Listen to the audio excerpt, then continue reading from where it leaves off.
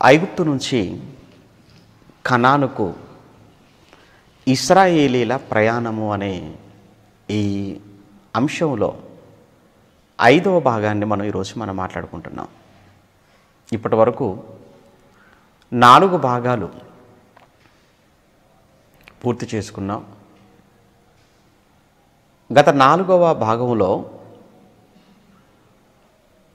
ఇశ్రాయేలీల విషయంలో దేవుడు చేసినటువంటి అద్భుతం, అలానే ఐగుప్తుల విషయంలో దేవుడిచ్చినటువంటి తీర్పు, ఇప్పటికీ 2 తీర్పులు వారిపై దేవుడు అమలు చేయటం మనం మాట్లాడుకున్నదే. ప్రియులారా, తప్పు చేసింది ఫరోనా, ఓకే. అటువంటప్పుడు తప్పు చేసినటువంటి ఫరోను శిక్షించటం న్యాయం, కానీ ఫరోతో పాటు ఐగుప్తు ప్రజలను దేవుడు ఎందుకు శిక్షిస్తున్నాడు అనే ఒక ప్రశ్న మీలో ఎవరికైనా కలిగినా, అంతేకాదు బైబిల్ను తప్పు పట్టేవారు, బైబిల్పై బురద చల్లేవారు ఈ సందర్భాలను కూడా ఎత్తి చూపుతారు కూడా. కనుక మన బైబిల్లో వ్రాయబడిన అనేకమైన సందర్భాలను కూలంకుషంగా, చాలా వివరణాత్మకంగా మాట్లాడుకునే ప్రయత్నమే ఈ ప్రతిరోజు లైవ్ ద్వారా మనం చేస్తున్నది. ప్రియులారా, ఇక్కడ ఫరోనే కాదు తప్పు చేసింది, దేవుడు మరి అంత అమాయకుడా, అన్యాయస్తుడా? అంతగా దేవుడు దయ, కరుణ, జాలి లేనివాడని మీరు అనుకుంటున్నారా? అలా అని కేవలం ఇశ్రాయేలీలను మాత్రమే దేవుడు ప్రేమించాడు, ఐగుప్తీయులను ద్వేషించాడు అని దేవుని ఒక పక్షపాతిగా ఒకవేళ మీరు అనుకుంటే అది మీ పొరపాటు అని మీకు తెలియచేస్తున్నాను. దేవుడు అన్యాయం చేసేవాడు కాదు, పక్షపాతి అస్సలు కాదు ఆయన. కనుక దేవుడు తీసుకునే ప్రతి నిర్ణయం వెనకాల న్యాయబద్ధమైనది ఉంటుంది అని మీరు ఎప్పుడూ కూడా మీరు అనుకోవాలి. ఇక్కడ ఫరోకు దేవుడు తీర్పు తీరుస్తూ అదే సమయంలో ఫరోను నమ్ముకున్న అంతేకాక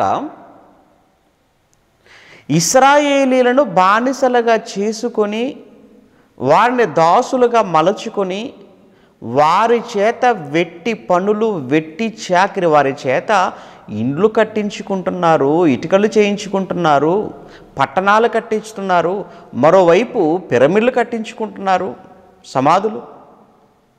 ఎవరండి ఇవన్నీ చేస్తున్నారు ఐగుప్తు దేశంలో? ఇశ్రాయేలీలండి. ఎంతకాలంగా? వందల సంవత్సరాలుగా ఇశ్రాయేలీల చేత ఇన్ని భయంకరమైన పనులు చేయించుకుంటూ వారిని చాలా హీనంగా చూస్తూ, అసహించుకుంటూ, వారిని భయంకరమైన శ్రమలకు వారిని గురి చేస్తూ, ఆఖరికి వారిపైన వారు మోయలేని భారం కూడా వారి మీద పెట్టి వారి కఠినంగా శిక్షించినటువంటి సందర్భాలు మనం గత ఎపిసోడ్లో మనం మాట్లాడుకున్నాం. ఇందులో ఫరో తప్పిదం మాత్రమే కాదు, ఐగుప్తీయుల తప్పులు, ఐగుప్తీయుల పొరపాట్లు సైతం ఉన్నవి. అందుకు దేవుడు ఫరోను శిక్షిస్తున్నాడు. అట్ ద సేమ్ టైం ఫరోపై ఆధారపడిన, ఫరోను నమ్ముకున్న ఐగుప్తీయులకు సైతం దేవుడు తీర్పు తీరుస్తున్నాడు. ఇప్పటికీ 2 తీర్పులు. మొదటిది నీటిని, వారు త్రాగే నీటిని దేవుడు రక్తంగా మార్చాడు అని మనం చదువుకున్నాం. 7 రోజుల పాటు దేశమంతా కూడా విలవిల్లాడిపోయింది తాగునీరు లేక. ఎటు చూసినా ఎరుపు, ఎటు చూసినా రక్తం రంగులోనికి మారిపోయిన నీళ్లు. ఆ ఏటి పక్కన త్రవ్వుకొని ఏదో పాడైపోయిన మురికితో ఉన్న ఆ నీళ్ళే తాగినట్లుగా మనకు అర్థమవుతుంటుంది చరిత్ర చదువుతున్నప్పుడు అక్కడ. అయితే ఫరో హృదయం కఠినపరచబడింది. అప్పుడు మొదటిది తీర్పు జరిగిన అంతరం. కారణం ఏంటంటే అదే అద్భుతం లేదా అదే సూచక్రియ ఫరోతో పాటు ఉన్నటువంటి శకునగానులు కూడా చేయటం అనేది మనం అక్కడ చూస్తుంటాం. వారు కూడా చేశారు. అంటే ఇదే ఉందిలేండి, పెద్ద విషయం ఏమి లేదు ఇందులో. మోషే అహరోనులు చేసింది నా దగ్గర ఉన్నటువంటి శకునగాండ్రు, ఓకే, మంత్రగాళ్ళు, వీళ్ళు కూడా చేసేసారు కదా. కనుక నా యొద్ద ఉన్న శకునగాండ్రకు ఉన్నటువంటి పవరే వీరి దగ్గర ఉంది, అంతకుమించి వీళ్ళ దగ్గర ఏం పవర్ ఉంది అనేటువంటి ఒక అహంకారము, గర్వముతో తన హృదయాన్ని కఠినపరుచుకున్నవాడుగా ఫరో కనబడుతున్నాడు ఆ సందర్భంలో. రైట్. ఇక్కడ ఇంకొక ప్రశ్న కూడా మీకు రావాలి. నీటినే ఎందుకండి రక్తంగా మార్చాడు అనేది. వేరే విధంగా శిక్షించవచ్చు కదా. నీళ్ళనే రక్తంగా మార్చేందుకు వారిని శిక్షించాలి అనే ఒక ప్రశ్న. నిజమే, దానికి ఒక కారణం ఉంది, మీకు చెప్పాను. ఆ నీటికి, ఎస్పెషల్లీ ఆ నైలు నదికి సంబంధించినటువంటి ఒక దేవత, అంటే ఆ నదిలోని నీటిని, వారు త్రాగే నీటిని సైతం రక్తముగా మార్చినప్పుడు వారు ఆ నీటికి సంబంధించిన దేవత యొద్దకు వెళ్ళి వారు మొరపెట్టుకున్నా అవకపోవటం, దీనిని బట్టి వారు ఆధారపడినటువంటి దేవత కాదా? ఈ దేవత ఏమి చేయలేకపోయిందా, మమ్మల్ని కాపాడలేకపోయినదా అనేటువంటి సందేహం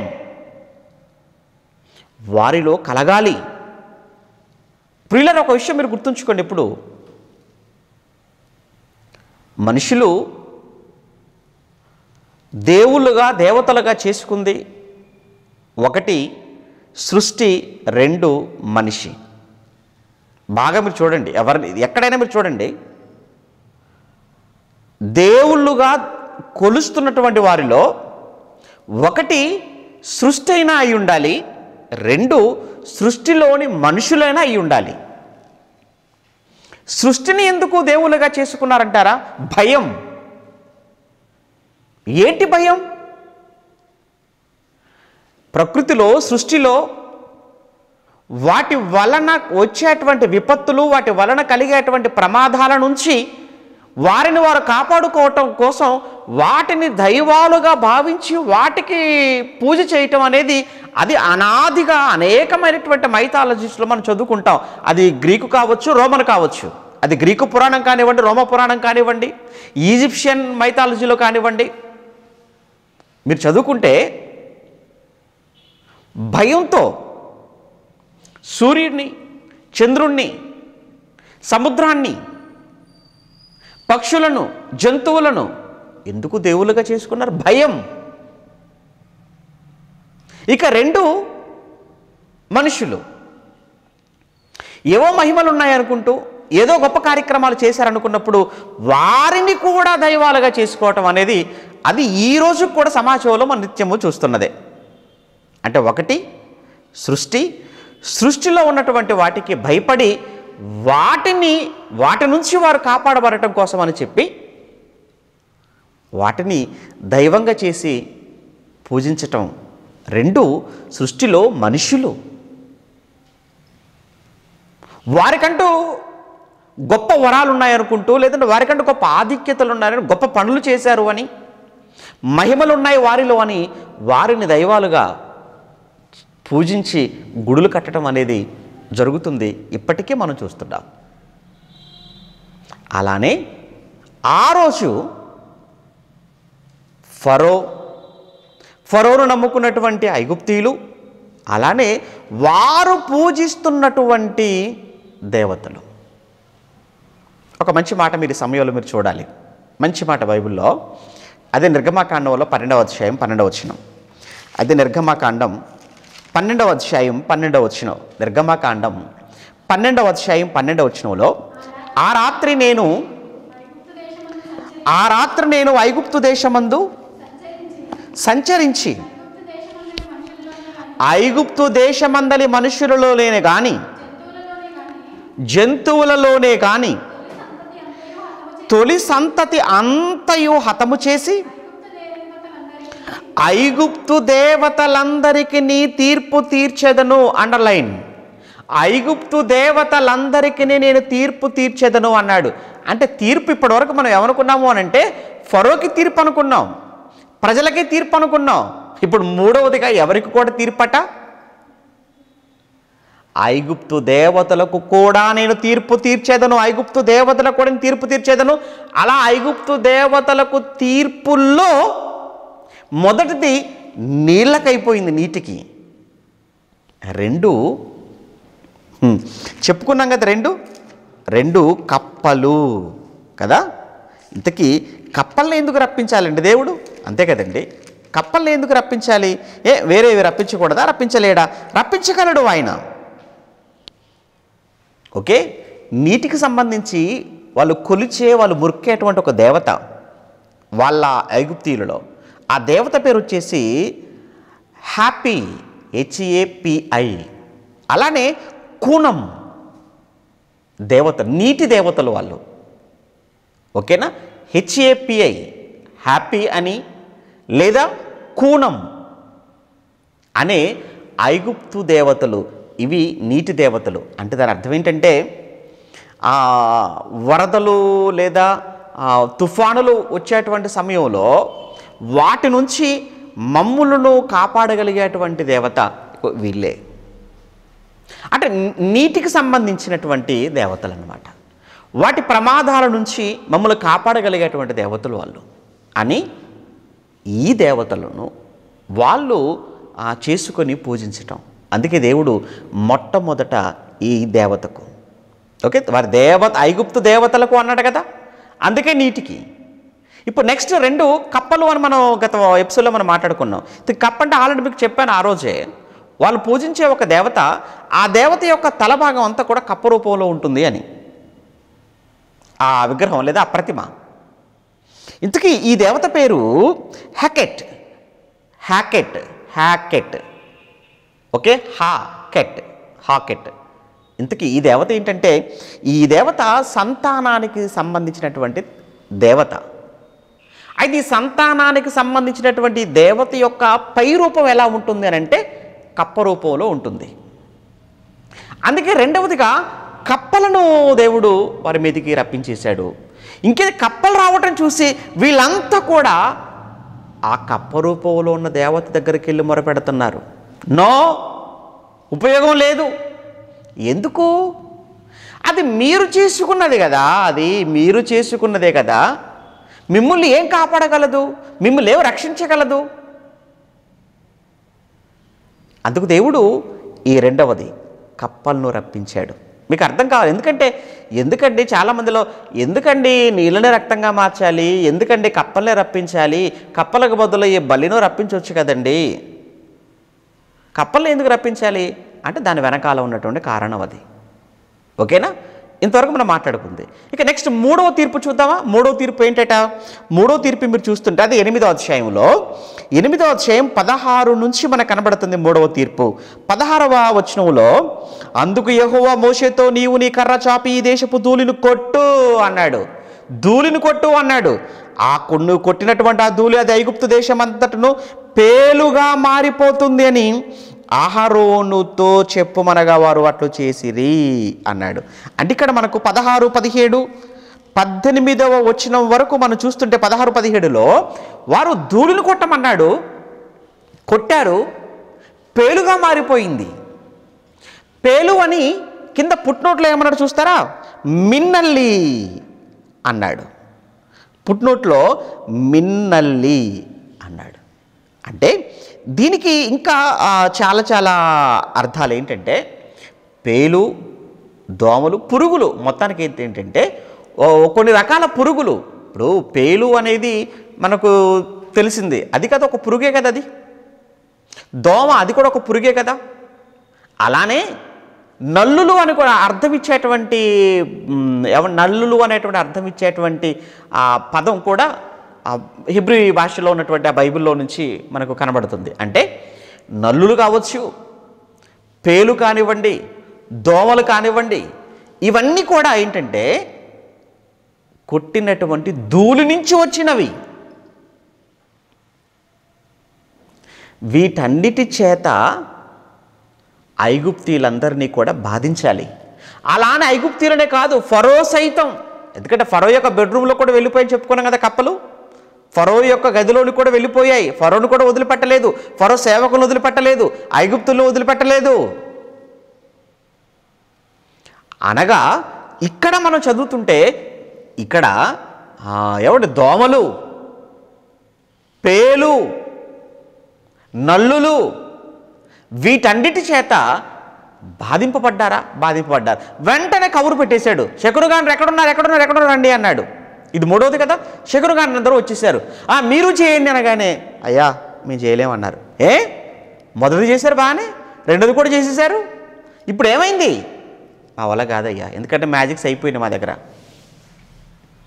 దగ్గర మ్యాజిక్స్ అయిపోయాయి. అంటే ఇది ఏంటన్నమాట.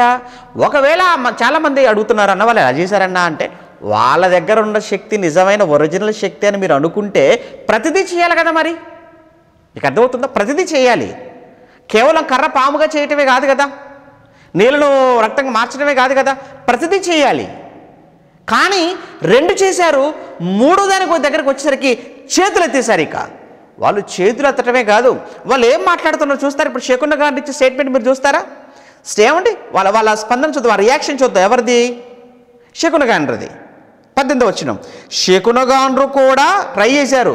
శకునగాండ్రు కూడా పేలు పుట్టించవలనని తమ మంత్రముల చేత అట్లు చేసిరి, కానీ అది వారి వలన కాకపోయెను.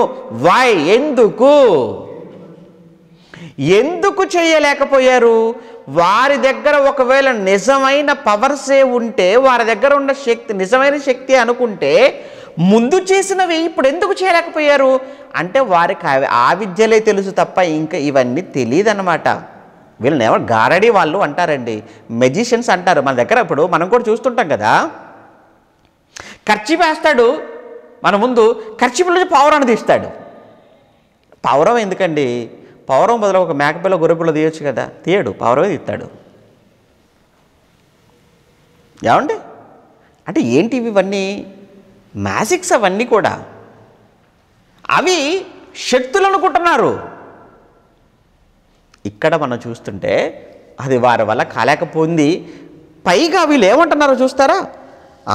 ఏమంటే 19వ వచనం. శకునగాండ్రు ఆయనతో అంటున్నారు. ఎవరితో? అవి ఎక్కడి వరకు వెళ్ళిపోయాయి? ఈ పేలు మనుషుల మీదను జంతువుల మీదను ఉండగా శకునగాండ్రు, అయ్యా ఇది దైవశక్తి అని ఫరోతో చెప్పిరి. మరి మీ దగ్గర ఉన్నది ఏ శక్తిరా? మా దగ్గర ఉన్నది దైవశక్తి కాదు, కేవలం ఏదో పొట్టకూటి కోసం, కడుపు కోసం 4 విద్యలు నేర్చుకొని ప్రజల దగ్గరకు వెళ్ళి ప్రజలు నమ్మించి వాళ్ళని మోసగించి, ఏదోనయ్యా మా జీవితాలు గడిచిపోతున్నా, ఆఖరి మిమ్మల్ని కూడా బుట్టలు వేసుకున్నామయ్యా, అంతకు మించి మా దగ్గర ఈ ఒరిజినల్ పవర్స్ ఏమీ కాదు. ఒప్పుకున్నారా? ఒప్పుకుంటున్నారు, మా దగ్గర చెప్తున్నారు కదా. అది దైవశక్తి అని వాళ్ళు అన్నారంటే మరి మీ దగ్గర ఉన్న శక్తి ఏంటి? కాదనే కదా దైవశక్తి. అర్థమవుతుంది కదా. ఎవడు? శకునగాండ్రు ఇది దైవశక్తి అని ఫరోతో చెప్పిరి. అయితే యెహోవా చెప్పినట్టు ఫరో హృదయము కఠినమాయెను, అతడు వారి మాట వినకపోయాను. వీడి మనసు ఇంకా కఠినం. అంటే ఎందుకు అంటే వీరికంటే కూడా వీళ్ళు చాలా పవర్ఫుల్ అన్నమాట. ఇప్పుడు అర్థమైపోయింది. ఎవరికంటే? శకునగాండ్ర కంటే కూడా మోషే అహరోనులు చాలా శక్తిమంతులు అని, వారి యొద్ద ఉన్నటువంటి శక్తి అది దైవశక్తి అని తెలిసిపోయి కఠినపరుచుకుంటున్నాడు. ఎందుకంటే నా వాళ్ళు చెయ్యలేనిది వాళ్ళు చేశారు కదా. నా అనుకున్నటువంటి శకునగాండ్రు చెయ్యలేనటువంటి ఈ కార్యం నాకు బానిసలుగా నాకు దాసులుగా ఉన్న ఈ మోషే అహరోనుడు చేయడాన్ని బట్టి చూసి వాడు ఇంకా తట్టుకోలేకపోయాడండి, కఠినపరచబడ్డాడు. ఆ విషయం ముందుగానే చెప్పాడు, వాడు కఠినపరచబడతానాయన వాడు అని ముందుగానే మోషేతో అన్నట్టుగానే ఫరో ఇక్కడ తన మనసును కఠినం చేసుకున్నట్టుగా ఇక్కడ కనబడుతుంది. అతడు వారి మాట వినకపోయిన కాబట్టి యెహోవా మోషేతో, నీవు ప్రొద్దున లేచి ఫరో ఎదుట నిలువుము, ఇదిగో నీవు అతన్ని చూచి నన్ను సేవించి నా ప్రజలు పోనిమ్ము అని నువ్వు చెప్పు అంటాడు. కానీ వాడు విడిచిపెట్టాడు. కానీ నువ్వు చెప్పాల్సింది 23, నా ప్రజలను ఏమంటే ఈ ధూళి పేలు ఈగలు ఇవన్నీ చూసారా, వాటికి సంబంధించి కూడా ఒక దేవత, వాళ్ళకి సంబంధించినటువంటి దేవత అండి గెబ్ అనేటువంటి ఒక దేవత.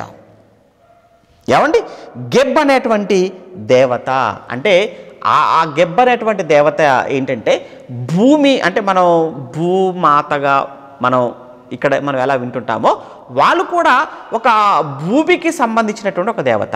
ఏది పుట్టినా ఇక్కడి నుంచి నెలలో నుంచే కదా పుట్టాలి అని ఆ దేవతను వాళ్ళు ఏమంటే గెబ్ అనేటువంటి ఆ దేవతను వాళ్ళు గెబ్ అనే పేరు పెట్టుకొని ఆ భూదేవతగా వాళ్ళు పూజ చేస్తూ ఉండేవాళ్ళు. అందుకే ఇప్పుడు అదే భూమిలో నుంచి, అందుకే ధూళిని కొట్టు అన్నాడు, ఆ భూమి మీద ఉన్న ధూళిని కొట్టు అన్నాడు. అందుకే పేలుగా పురుగులుగా వచ్చేసాయి, వీళ్ళు వెళ్ళి దానికి సాష్టాంగ పడుతున్నారు, నో యూజ్, ఉపయోగం లేదు అంటే ఇప్పుడు ముగ్గురు దేవతలు ఎవ్వరూ ఆదుకోలేకపోయారా? ఎవరూ వారిని రక్షించలేకపోయారా? అవును. అంటే మనం నమ్ముకుని మనం పూజిస్తున్నా మనం ఆరాధిస్తున్నా ఈ దేవతలు ముగ్గురు మనల్ని కాపాడలేక మనం సంరక్షించలేకపోతున్నారా అనేటువంటి నమ్మకం ఆ ఐగుప్తీయులలో ప్రారంభం కావాలి. ఇప్పుడు దీనితో ఫరో ఇంకా కఠినపరచబడ్డాడు. అప్పుడు నాలుగవ తీర్పుగా, నాలుగవ తెగులుగా మోషేతో చెప్తున్నాడు, నువ్వు వెళ్ళి చెప్పు వాడికి, ఆ ఫరోకు వెళ్ళి చెప్పు నాయన, ఈసారి వచ్చేది ఏంటో తెలుసా,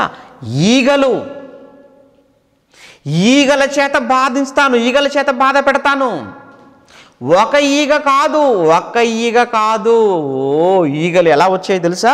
మీరు చూస్తుంటేనండి 24వ వచనంలో యెహోవాలాగు చేసెను బాధాకరమైన ఈగల గుంపులు ఫరో ఇంటిలోనికి అతని సేవకుల ఇళ్లలోనికి వచ్చి ఐగుప్తు దేశం అంతటా వ్యాపించెను. ఆ దేశము ఈగల గుంపుల వలన చెడిపోయాను. ఈగలు ఎటు చూసినా ఈగలేనండి. మొత్తంగా రాయబడిన మాట ఏంటంటే ఈగల వలన దేశమే చెడిపోయిందట, ఈగల వలన దేశం అంతా పాడైపోయిందట. ఎలా ఉంటుందండి? పేలు నల్లులు కుట్టిల్లిపోతాయేమో, ఈగలు ఒక మానాన పోతాయా? ఏమంటే రాజమౌళి గారు ఒక ఈగే చూపించాడు, దేవుడు ఎన్ని ఈగలు చూపించాడండి ఇక్కడ. ఒక్క ఈగకే సుక్కలు కనపడ్డాయి అక్కడ విలన్కి. ఇక్కడ ఫరోకి, సేవకులకి, ఐగుప్తీయులకు దేశమంతా ఈగలు అన్నటువంటి మొత్తం ఈగల గుంపు. మీరు చూస్తుంటేనంటే నిజంగా ఎందుకండి ఈగలు వచ్చాయనంటే, అంటే మొత్తానికి ఈగలకు సంబంధించి కూడా దేవత ఉందా? వాళ్ళకు ఉంది. ఏమండి ఈగలకు సంబంధించినటువంటి దేవత కూడా ఉంది కనుకనే ఈగలు రప్పించాడు, లేదంటే ఇంకా ఏదైనా రప్పించవచ్చు కదా దేవుడు. మరి ఈగలకు సంబంధించినటువంటి ఆ దేవతకు ఉన్న పేరేంటంటే కప్రి అన్నాడు. కప్రి అనేటువంటి దేవత అంటే సృష్టించేవాడు, పునరుజ్జీవింపచేసేవాడు, అంతేకాదు ఎగిరేటువంటి ప్రతిదానికి దేవత దేవుడు. ఎగిరే ప్రతిదానికి ఈగలు ఎగురుతాయా? ఈగలు ఎగురుతాయి కనుక ఎగిరే ప్రతిదానికి దేవత కనుక ఇప్పుడు వాళ్ళ కప్రి అనేటువంటి ఆ దేవత దగ్గరకు వెళ్ళి, అమ్మా అయ్యా ఏంటి ఈగలు, నువ్వు ఎగిరే ప్రతి దానికి కూడా నువ్వే కదా, మరి ఏం చేస్తున్నావు, మేమంతా బాధపడిపోతున్నాం, ఫరో మొదలుకొని సామాన్యుడి వరకు ఐగుప్తు దేశం అంతా ఈగల దండు వచ్చేసింది, ఈగల గుంపు వచ్చేసింది.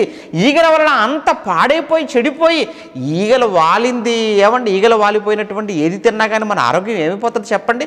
అలాంటిది కంప్లీట్గా మొత్తం ఈగల చేత దేశం అంతా ఎంత భయంకరంగా ఉంటుందో ఒక్కసారి మీరు ఊహించండి. ఈగల వలన, అందుకే చూడండి, ఈగల గుంపుల వలన చెడిపోయాను.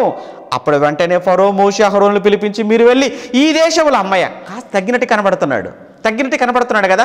ఈగలు రాగానే దిగిపోయాడు అనమాట. ఈగలు రాగానే మారిపోయాడు, ఈగలు రాగానే దిగిపోయాడు. ఎవరు?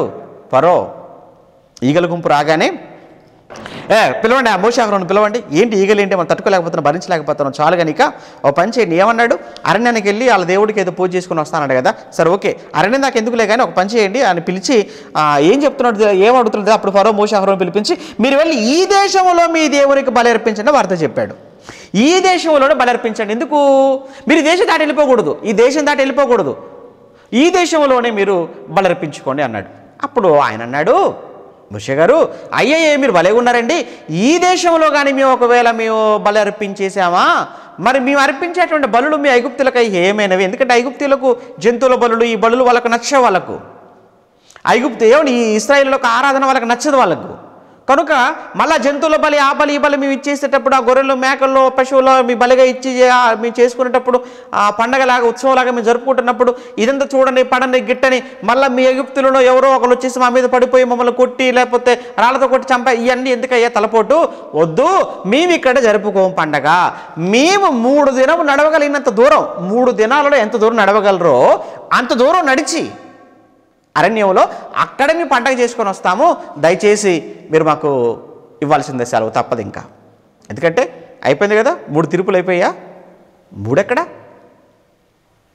4 అయిపోయాయి, నీళ్ళు రక్తంగా మారిపోయాయి, కప్పలు వచ్చేసాయి, ధూళి పేలు వచ్చేసింది, ఇప్పుడు 4వది ఈగలు కూడా అయిపోయాయి. అప్పుడు కానీ కాస్త చల్లబడలేదు, చల్లబడిపోయి అన్నాడు. కానీ మోషే దానికి ఒప్పుకోలేదు. మోషే ఒప్పుకోకపోయేసరికి మళ్ళా కఠినపరచబడ్డాడు. మోషే ఒప్పుకోకపోయేసరికి మళ్ళా కఠినపరచబడ్డాడట. అప్పుడు మరలా వెంటనే వెంటనే పిలిచేసి మళ్ళీ ఏమంటారు చూస్తారా?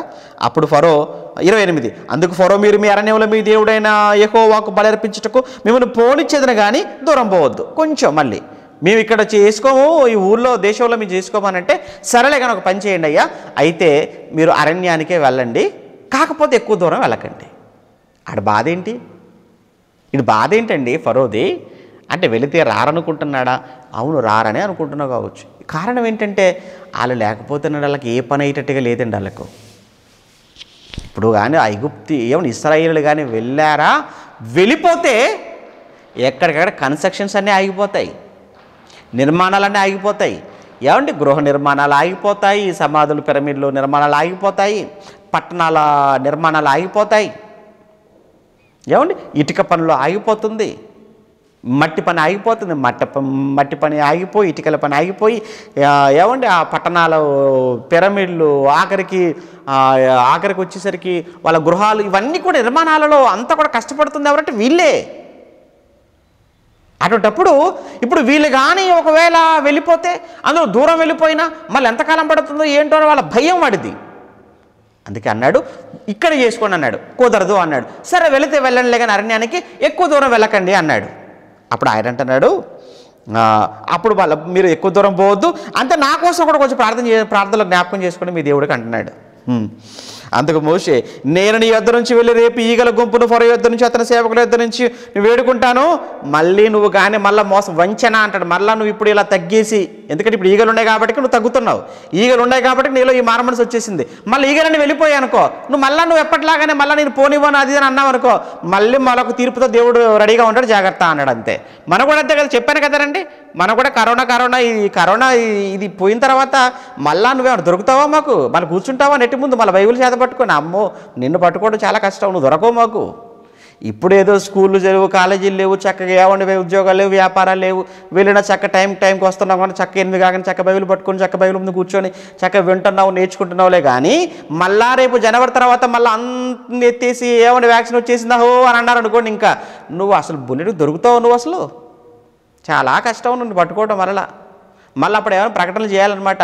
దయచేసి రండి, దయచేసి రండి, దయచేసి వినండి, మీ కార్యక్రమాలన్నీ ముగించుకుని రండి. ఇక అప్పటి నుంచి మళ్ళీ మాకు సావులు ఇక మిమ్మల్ని పిలిపించడానికి కూర్చోబెట్టడానికి. కంగారు పడకండి లేండి, మళ్ళీ ఈలోపు మళ్ళీ ఒకటి వచ్చేది కరోనా లాంటిది. కంగారేం పడకండి. ఏమండి అంటే మనం ఏ టైప్ అంటే రోగం ఏదైనా ప్రమాదం ఉంది, రోగం ఉంది అన్నంత వరకు బాగానే ఉంటాం.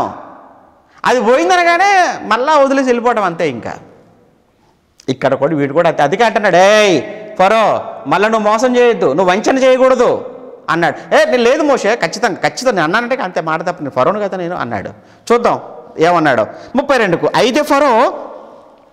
అయితే ఫరో ఎప్పుడైతే ఈగల గుంపును వేడుకున్నాడో మోషే గారు ఈగల గుంపులు ఆగిపోయాయి. వెంటనే మళ్ళీ చూడండి 32లో. అయితే ఫరో ఆ సమయము కూడా తన హృదయమును కఠినపరుచుకుని జనులను పోనీయడాయను. అయిపోయింది, అనుకున్నట్టే చేసేసాడు. ఎందుకు? ఈగలు వెళ్ళిపోయినా కదా, ఇంకేంది, హ్యాపీ. ఎందుకు పోనీ మిమ్మల్ని పంపించాను, నేను సెలవు మీకు ఇచ్చానా, మళ్ళీ మీరు రారు, మీరు రాకపోతే మళ్ళీ ఇక్కడ ఎన్ని కార్యక్రమాలు ఆగిపోతాయి, కానీ పంపించేది లేదు ఇక అన్నాడండి. నువ్వు అలా ఉంటావా, దేవుడు ఇంకో దాంతో రెడీగా ఉన్నాడు. 5వది, కంగారేం పడకు ఫరో, నీకు చూపిస్తాడు. నీకు చూపించటమే కాదు, నీ ప్రజలకు చూపించటమే కాదు, మీరు తరతరాలకు గొప్ప పాఠంగా చరిత్రలో మీరు నిలిచిపోతారు. దేవుడు మిమ్మల్ని చాలా చక్కగా వాడుకుంటాడు, అంతే కదండి. అప్పుడప్పుడు కొంతమంది జీవితాలు రాబోతున్న తరాలకు ఒక మంచి పాఠంగా ఉపయోగపడుతుంటాయి. ఏమండి మీ జీవితాన్ని చూపించి మంచి కోసం చెప్పాలి తప్ప మీ బ్రతుకులు చూపించి చెడుగా చూపించకూడదండి, చెడుగా చెప్పకూడదు, అంతే కదండి. ఇదిగో ఇస్కరియోతు లాంటి వాడు అంటే అదేమైనా బాగుందో చెప్పండి? మిమ్మలను యూదాతో పోల్చి మాట్లాడే పాఠం చెప్పేటట్టుగా ఉంటే, యూదాకు ప్రతిరూపాలుగా యెజబెలుకు ఏమండి మీరు మరో యెజబెలులాగా మారిపోయి ఆ యెజబెలుకు ఇలానే ఉంటుందని మిమ్మల్ని చూపించి చెప్పడం అని అంటే ఏం బాగుంటుంది చెప్పండి? ఇప్పుడు గెహజీ లాంటి వాడేరా వీడు. అంటే మిమ్మల్ని చూపించి ఎలా చెప్పాలి రాబోతున్న వారికి, లేదా ఈ తరంలో ఉన్న వారికి? మీరు ఎలాంటి పాఠంగా మీరు సమాజంలో ఉండాలనుకుంటున్నారు? మీరు ఎలా నిలిచిపోవాలి చరిత్రలో మీరు అనుకుంటారు? రాబోయే తరానికి మీరు ఎలాంటి పాఠం మీ నుంచి చెప్పాలనుకుంటున్నారు? మిమ్మల్ని చూపించి ఎలాంటి పాఠం చెప్పాలి మీరు ఆలోచించుకోండి. ఏమండి ఇక్కడ ఫరోను చూపించి దేవుడు పాఠం క్రొత్త నిబంధనలో కూడా చెప్తాడు కదండి. రోమపత్రికలో వీడి గురించి మళ్ళీ అక్కడ మాట్లాడతాడు, రోమపత్రిక 9వ అధ్యాయంలో. ఎందుకంటే వాడిని ఒక పాఠంగా నేను వాడుకున్నాను, వాడిని పాఠంగా వాడుకున్నాను అంటాడు. ఓకే, ఇక్కడ చూద్దాం ఏమంటే 9వ అధ్యాయం. తర్వాత యెహోవా మోషేతో ఇట్లనెను, నీ ఫరో యొద్దకు వెళ్ళి నన్ను సేవించుటకు అన్నాడు. నీవు నన్ను సేవించుటకు నా ప్రజలను పోనిమ్ము, నీవు వారిని పోనీయనొల్లక ఇంకను వారిని నిర్బంధించినలా ఇదిగో యెహోవా యొక్క బాహుబలము పొలములోనున్న నీ పశువుల మీదికి, నీ గుర్రముల మీదికి, నీ గాడిదల మీదికి, ఒంటెల మీదికి, ఎద్దుల మీదికి, గొర్రెల మీదికి వచ్చును అన్నాడు. అంతే, అన్ని జంతువులు వరుసగా అన్ని చెప్పేశాడండి. వాటన్నిటి మీదికి యెహోవా యొక్క తెగులు రాబోతుంది అన్నాడు. పశువులు, గుర్రాలు, గాడిదలు, ఒంటెలు, గొర్రెలు, మేకలు అన్నిటి మీదికి అన్నాడు తెగులు వస్తుందా. అయితే మరునాడు యెహోవా కార్యం చేయగా 6వ వచనం, ఐగుప్తీయుల పశువులన్నీ చచ్చెను, కానీ ఇశ్రాయేలుల పశువులలో ఒకటి చావలేదు. ఫరో ఆ సంగతి తెలుసుకొని పంపినప్పుడు ఇశ్రాయేలు పశువులలో ఒకటి చావలేదు. అయినను అప్పటికి నీ ఫరో హృదయం కఠినమైనందున జనులు పంపకపోయిన. ఎందుకనంటే వీళ్ళ పశువులు చచ్చిపోయి వాళ్ళ పశువులు మిగిలిపోయే గనక ఇంకా కఠినుడైపోయాడట. ఎవరు? ఫరో. ఎందుకు పశువులు, ఇప్పుడు పశువులు ఎందుకు దేవుడు టార్గెట్ చేశాడంటారా? ఆ పశువులకు సంబంధించినటువంటి దేవత ఆమోన్, ఏమండి అలానే హెట్రో అనేటువంటి ఆమోన్, అలానే హెట్రో అనేటువంటి దేవత లేదా దేవుడు, అంటే పశువులను జంతువులను సంరక్షించేటువంటి ఒక దేవతగా వాళ్ళు కొలిచేవారు. ఓకే, అందువల్ల ఆయన ఈ పశువులను, ఎందుకంటే పశువులు చచ్చిపోతూ ఉంటే వీళ్ళు వెళ్ళరా ఆ దేవుడి దగ్గరికి?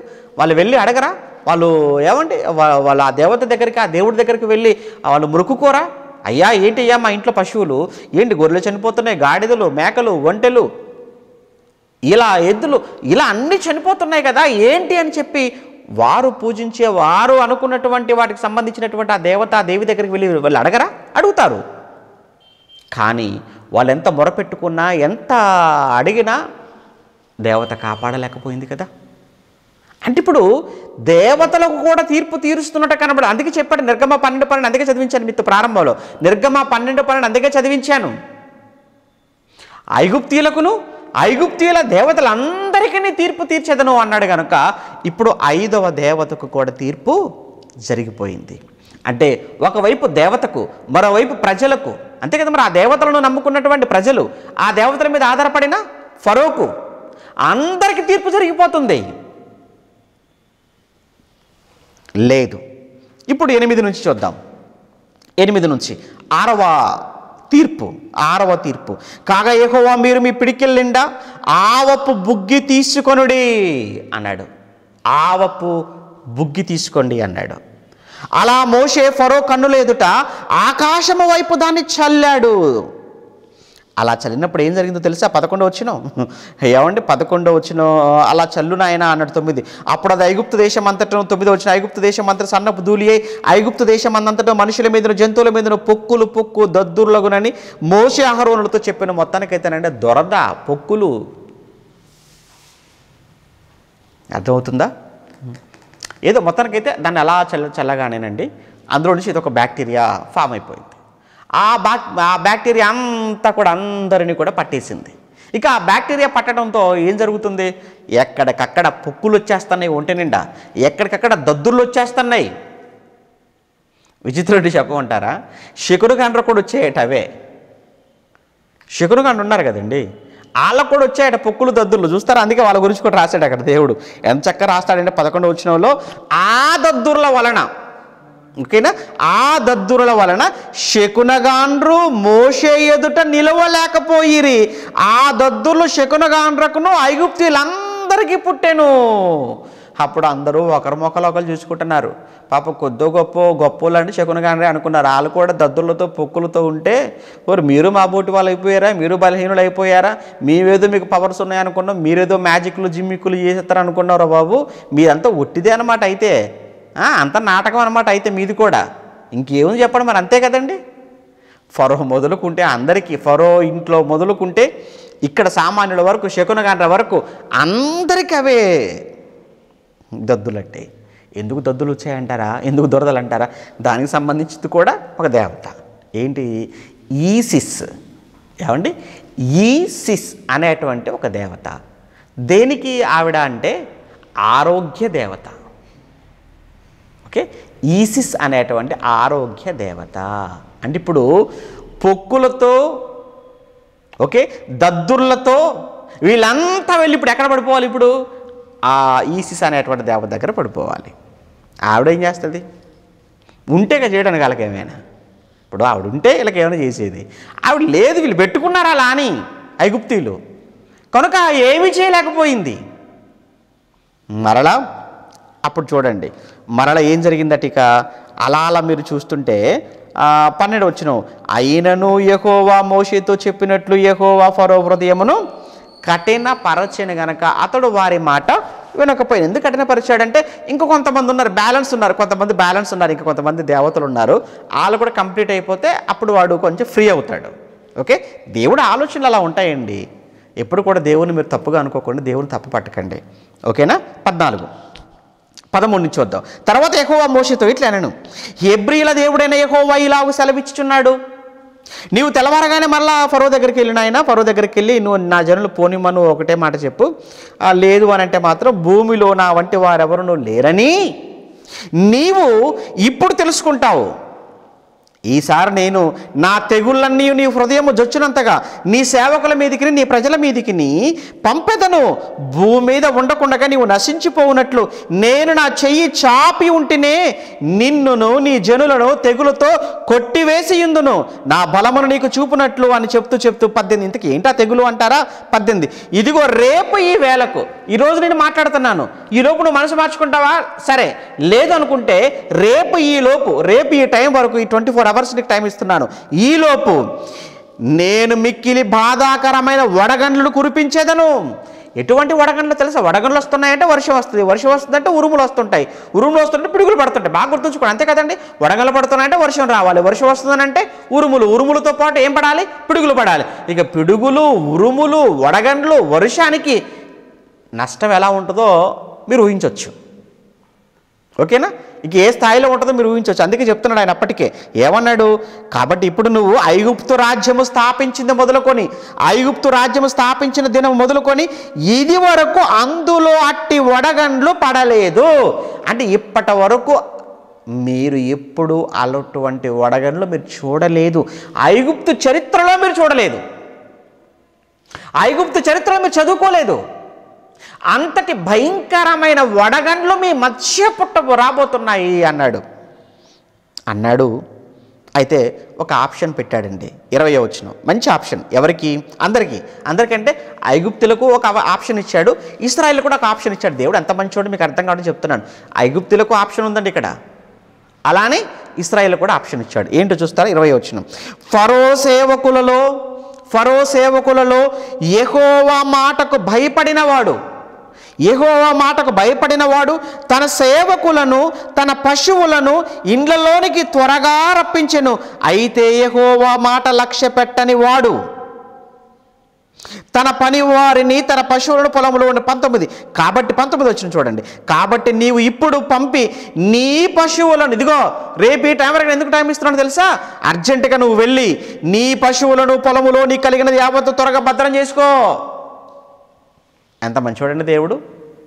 వాతావరణ శాఖ వాళ్ళు చెప్తారు కదా, అలానే తుఫాన్ రాబోతుంది, మరి అలర్ట్గా ఉన్నాడు. మరొక 48 అవర్స్లో మళ్ళీ ఒక తుఫాన్ రెడీగా ఉందట బంగాళాఖాతంలో, జాగ్రత్తగా ఉండండి. న్యూస్లో అదే కదా చెప్తున్నారు. ఇప్పుడు నేనంటే పోయింది, నూరు పోయిందో లేదో మరొకటి రెడీగా ఉందట, దాని తర్వాత మళ్ళీ కూడా రెడీగా ఉందట. ఏంటో ఈ 2020 మొత్తం చంపడమే. ఏమండి శాల్తీలు సుఖం లేకుండా అయిపోయింది 2020. ఎవరికి పోలేండి, అలా జరిగింది కాబట్టి మీరు ఎలా ఉన్నారు. లేకపోతే చాలా కష్టం కదండి మిమ్మల్ని కూర్చోబెట్టడం బైబిల్ ముందు. దేవుడు కూడా తెలుసులేండి ఎవరిని ఎప్పుడు ఎక్కడ ఎలా ఉంచి తలదించి కూర్చోబెట్టాలో అన్నది ఆయనకు బాగా తెలుసు. అందుకే చాలా నేర్చుకున్నారులేండి. అందరికీ పెద్ద పాట నేర్పిందండి కరోనా.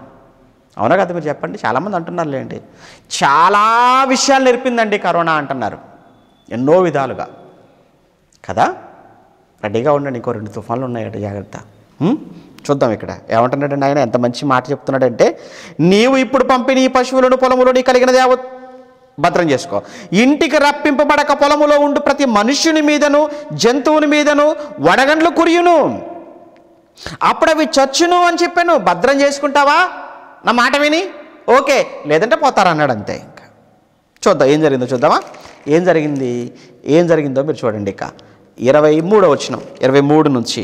మోషే తన కర్రను ఆకాశము వైపు ఎత్తినప్పుడు, ఆకాశం వైపు ఎందుకు ఎత్తటం? జనరల్గా ఆకాశం వైపు ఎత్తటం అనగానేనండి బైబిల్లో ఆకాశము వైపు కన్నులెత్తి అంటే ఎప్పుడు కన్నులు ఎత్తారు? ఆకాశం వైపు ప్రార్థన, తండ్రితో మాట్లాడడానికి కదండి ఆకాశం వైపు. సుంకరి పరిసయుడు ఇద్దరు కూడా దేవాలయానికి వచ్చినప్పుడు ఆకాశం వైపు కన్నులు ఎత్తుటకను ధైర్యం చాలక దూరముగా నిలవబడి ఆకాశం వైపు కన్నులెత్తి ప్రార్థించే ఒక అలవాటు ఉంది, ఒక అలవాటు. కానీ ఇక్కడ ఆయన ఆకాశము వైపు అంటే తండ్రితో మాట్లాడుతున్నాడు అనమాట. దేవుడికి ప్రార్థించి చేయెత్తాడు. అప్పుడు ఏం జరిగిందట? ఇక యెహోవా ఉరుములు వడగండ్లు కలగజేయగా పిడుగులు భూమి మీద కురిపించెను అన్నాడు. ఇంతకీ ఎందుకు పిడుగులు భూమి మీద, వడగండ్లు, వర్షము అని అంటే వాటికి సంబంధించి ఒక దేవత, వాళ్ళకు ఆకాశ దేవత, నట్, NUT నట్. ఓకే, ఆ దేవత పేరు ఆకాశ దేవత. ఏమండి? అలానే ఓరిసిస్ అనేటువంటి దేవత. ఓరిసిస్ అంటే వ్యవసాయము, పాడి పంటలు చక్కగా ఉండాలి అని ఆ ఓరిసిస్ అనేటువంటి ఆ దేవతను వాళ్ళు మొక్కుకుంటారు. అలానే ఆకాశ దేవత నట్. కనుక ఒకవైపు ఆకాశ దేవతకు వాళ్ళు మొరపెడుతున్నారు ఏంటి అని, మరోవైపు ఆ వడగళ్ళ వల్ల పంటలన్నీ పాడైపోతున్నాయి కదా, ఆ పంటలన్నీ పాడైపోతుంటే ఆ పంటలకు సంబంధించి దేవత ఉంది కదా ఓరిసిస్ అని, ఆవిడకు అటువైపు ఆ దేవతకు ఒకవైపు మొక్కుతున్నారు. కానీ ఆ దేవత ఏమీ చేయలేదు, ఇక్కడ ఉన్నటువంటి ఓరిసిస్ ఈ దేవత కూడా ఏమీ చేయలేని పరిస్థితి. ఆఖరికి ఏమైపోయిందో తెలుసా? వడగండ్లు వాళ్ళ తోటలు కావచ్చు, కూర మొక్కలు కావచ్చు, పొలములు కావచ్చు, మొత్తం మీద పడిపోయాయి. ఏవి మిగలలేదా అంటే ఏవి మిగలలేదండి. అయితే ఏవో కొన్ని అంటే అప్పటికి మొలకెత్తనివి ఉంటాయి కదా కొన్ని, అవి మాత్రం అలా ఉన్నాయట. వాటి కోసం దేవుడు మరొక తీర్పు రెడీగా పెడతారు తర్వాత. ఓకేనా? ఈ 7వది ఇలా ఇలా ఇలా మీరు చూస్తుంటే 27 ఇది చూడగా ఫరో మోషే అహరోను పిలువనంపించేశాడు. ఇవన్నీ చూస్తుంటే ఇక వాడు తట్టుకోలేకపోయాడు. ఎవడు ఇక్కడ మాత్రం వడగండ్లు పడలేదట, వాళ్ళున్న గోషెనులో నేను ఈసారి పాపం చేసి ఉన్నానని పాపం చేసి ఒప్పుకుని ఎంత మంచి చూడండి, ఎంత బుద్ధిమంతుడు అయిపోయాడండి ఎవరు? ఫరో. నేను ఈసారి పాపం చేశాను రా బాబు, మోషే అహరోను, యెహోవా న్యాయవంతుడే మీ దేవుడు, నేను నా జనులు మేమే దుర్మార్గంలో రా బాబు అని ఒప్పేసుకుంటున్నాడు. 27వ వచనంలో. మారిపోయాడు అనుకోకండి, మనం కూడా రండి అబ్బో ఒకసారిగా వచ్చేసి కన్నీళ్ళు కార్చేసుకొని తప్పైపోయిందని కానీ మారిపోవడం మనం అనుకుంటా. అబ్బో అంత తొందరగా మారతారండి? అంత సులువుగా మారిపోయేటోళ్ళు అయితే బాగానే ఉండేదండి. చాలా కష్టం అండి, మనిషి మనసు చాలా కష్టం మారటం. ఏమండి? చాలా కష్టం అండి. అందుకే అంటాడు కదా, హృదయము అన్నిటికంటే మోసకరమైనది, అది బహుఘోరమైన, దాన్ని ఎవడు గ్రహింపగలడు అంటాడు. దాన్ని ఎవడండి గ్రహించగలడు? మనసు చాలా కఠినం చేసుకుంటారు. ఎంత కఠినం అంటే చెప్పలేమండి. కొంతమంది ఉంటారు, ఎవరు చెప్పినా వినరండి, ఎంత చెప్పినా వినరండి. బ్రతిమలాడి చెప్తే వింటారా? మామూలుగా చెప్తే వింటారా? గద్దిని చెప్తే వింటారా? కుట్టి చెప్తే వింటారా? చెప్పవలసిన ఎన్నో పద్ధతులు, చెప్పవలసిన ఎన్నో విధాలుగా చెప్తుంటాం. అంటే ఏదో ఒక మాట అయినా వాళ్ళ మనసును తాకకుండా ఉంటుందా, ఏదో ఒక మాట వాళ్ళలో మార్పును తీసుకొని రాకుండా ఉంటుందా అని చెప్పవలసిన పద్ధతులు ఎన్నున్నాయో అన్ని పద్ధతుల్లో ఎన్ని మాటలు చెప్పాలో అన్ని మాటలు చెప్తూనే ఉంటాం. కానీ ఎక్కడ వింటారు? ఎవరు వింటారు చెప్పండి? కానీ వినాలి. అది మీకు మేలు చేకూర్చే మాట అయితే, మీకు ప్రయోజనకరమైన మాట అయితే, మీ జీవితాలను మార్చే మాట ఎవరు చెప్తే మీరు వినాలి. ఎవరు చెప్పినా మీకు అవసరమైన మాట కదా, మీ లైఫ్కి సంబంధించిన మాట కదా. లేదంటే నష్టపోయేది, పాడైపోయేది, చెడిపోయేది నువ్వు కాక ఎవరు? మాట వినని వాడండి, పట్టించుకొనని వాడండి, పెడచెవిన పెట్టేవాడే కదండి, మనసును మార్చుకొనని వాడే కదా చెడిపోతాడు, పాడైపోతాడు, మార్గం తప్పుతాడు, ప్రమాదంలో పడిపోతాడు, ఆఖరికి పాతాళానికి జారిపోతాడు. కనుక మీరు వినండి, మంచి చెప్పినప్పుడు వినండి, దాన్ని స్వీకరించండి, దాన్ని పాటించండి.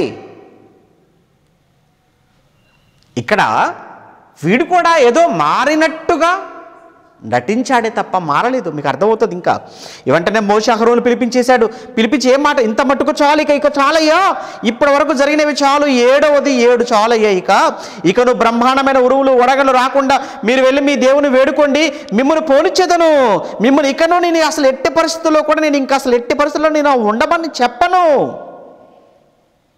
అనగానే మోషే వెళ్ళాడు, దేవుని వేడుకున్నాడు, ఆగిపోయాయి. అయితే ఆఖరికి దానివలన నిలిచిపోయినవి ఏంటంట, తప్పించబడినవి ఏంటంట వడగండ్ల వలన. 31 అప్పుడు జనుప చెట్లు పువ్వులు పూసెను, యవల చేలు వెన్నులు వేసినవి గనుక జనుప యవల చేలు చెడగొట్టబడిన గాని గోధుమలు మెరప మొలకలు ఎదగనందున అవి చెడగొట్టబడలేదు. అంటే గోధుమలు మెరప మొలకలు అవి మాత్రం ఇంకా ఎదగలేదు గనక అవి చెడిపోలేదట. అంటే ఇవి మాత్రం ఉన్నాయన్నమాట ఇంకా అలా. అప్పుడు మోషే ఫరోను విడిచి ఆ పట్టణం బయలు వెళ్ళి వేడుకున్నాడు. అంత అయిపోయింది, బాగుంది. కానీ 34 అయితే ఫరో వర్షమును వడగండ్లు ఉరుములు నిలిచిపోవుట చూసి, అంటే వ్యాక్సిన్ రావడం చూసి, ఇప్పుడైతే మనం అయితే ఫరో వర్షమును వడగండ్లను ఉరుములను నిలిచిపోవుట చూచి అతడును అతని సేవకులను ఇంకా పాపము చేయుచు తమ హృదయములను కఠినపరుచుకొనిరి. అమ్మయ్య, గట్టెక్కామరా బాబు, ఈ వడగండ్ల బాధ తప్పిపోయింది కనుక మళ్ళీ మన రేపటి సినిమాల హాల్లో కూడా ఓపెన్ అయిపోతున్నాయట. ఇంకే మద్యం ఎప్పుడో ఓపెన్ చేసేసారులేండి, మద్యం షాపులు ఓపెన్ అయిపోయాయి, ఇప్పుడు సినిమా హాళ్ళు ఓపెన్ అయిపోతున్నాయి, షూటింగ్లు స్టార్ట్ అయిపోతున్నాయి. ఇంకేముందండి, బస్సులు తిరిగేస్తున్నాయి, ట్రైన్లు తిరిగేస్తున్నాయి, ఫ్లైట్లు తిరిగేస్తున్నాయి, అన్ని షాపులు ఓపెన్ చేశారు. ఇంకేముంది చెప్పండి, సందడి ఊరి మీద. ఎందుకు? లాక్డౌన్ ఎత్తేస్తున్నారు కదా, వ్యాక్సిన్ కూడా దగ్గరలో ఉందట కదా. అమ్మయ్య, మొత్తానికైతే మనం సేఫ్ జోన్లోకి వచ్చేసాము కదా. సేమ్ ఫరోనే, డిట్టో అలాగే కనపడుతున్నాడు కదండి ఫరో. నేటి ఫరోస్ అనమాట వీళ్ళంతా, వీళ్ళంతా కూడా నేటి ఫరోస్. నాటి ఫరో ఇలా ఉన్నాడు, నేటి ఫరో ఈ రూపంలో ఉన్నారు. ఏం చేస్తున్నాడట? ఇంకా వడగండ్లో నిలిచిపోవటం చూచి అతడును అతని సేవకులు ఇంకా పాపము చేయుచు తమ హృదయములు కఠినపరుచుకొనిరి. యెహోవా మోషే ద్వారా పలికినట్లు ఫరో హృదయము కఠినమాయెను, అతడు ఇశ్రాయేలీయులను పోనీయక ఉండెను. ఎన్ని అయిపోయాయి తీర్పులు? ఎన్ని తీర్పులు అయిపోయాయి? 7 తీర్పులు అయిపోయాయి కదా. చూద్దాం 8, 10వ అధ్యాయానికి వెళ్ళిపోదామా? 10వ అధ్యాయానికి వెళ్ళేటప్పటికి మరలా మోషేను పిలిచాడు, వెళ్ళి మళ్ళా నువ్వు చెప్పు అన్నాడు. ఇంతకీ ఏం చెప్పమంటావయ్యా? ఇంకా ఏం బ్యాలెన్స్ ఉన్నాయంటే ఇంకొక 3 ఉన్నాయి మోషే, ఆ 3 కూడా పూర్తి అయిపోవాలి, వెళ్ళు 8వ దానికి వెళ్ళిపో అన్నాడు రెడీగా. అలాగే అన్నాడు, వెళ్ళిపోతున్నాడు. ఇదిగో నీవు నీ కుమారునికి, 2వ వచనం, నీవు నీ కుమారుని కుమారునికి ప్రచురము చేయనట్లు నేను అతని హృదయము అతని సేవకుల హృదయములను కఠిన పరిస్థితిని. మోషే నీకు సీక్రెట్ చెప్పనా? ఆడ హృదయం ఎందుకు కఠినం అయిపోయింది చెప్పమంటావా? ఆడ హృదయం అలా కఠినం చేసుకుంటేనే నేను కొన్ని ఇలాంటివి పనిష్మెంట్ ఇవ్వడానికి అవుతుంది. నేను కొన్ని ఇలాంటివి శిక్షలు వేశాను అనుకో, ఇవన్నీ ఒక చక్కటి పాఠంగా చక్కగా నువ్వు రాసి పెడతావు. నువ్వు చక్కగా అని రాసి పెట్టావు అనుకో, నువ్వు వెళ్ళిపోతావు. నువ్వు వెళ్ళిన తర్వాత ఈ పాటలన్నీ ఎవరు చెప్పుకోవాలి? రాబోతున్న తరాలు ఉంటాయి కదా, మీ పిల్లలు ఉంటారు చూసారా, వాళ్ళందరూ కూడా పాఠాలుగా చెప్పుకుంటూ ఉంటే ఆ టైంలో ఇలాంటి ఫరో క్యారెక్టర్ కలిగిన వాడు ఎవడున్నా ఆడికంటే బూడి బుద్ధి చెప్తాడనమాట. అందుకోసం ఇవన్నీ చేస్తున్నాను, జాగ్రత్తగా రాసి పెట్టాలి. తర్వాత మళ్ళీ నువ్వు రాసి పెట్టాలి ఇవన్నీ కూడా. నువ్వు నీకు టైం ఇస్తానులే 6 నెలలకు వెళ్ళిపోయిన తర్వాత.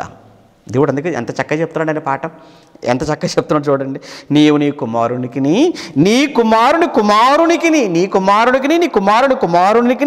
ప్రచురము చేయునట్లు అతని హృదయమును నేనే అతని సేవకులు కఠినపరుస్తున్నాను అన్నాడంటే.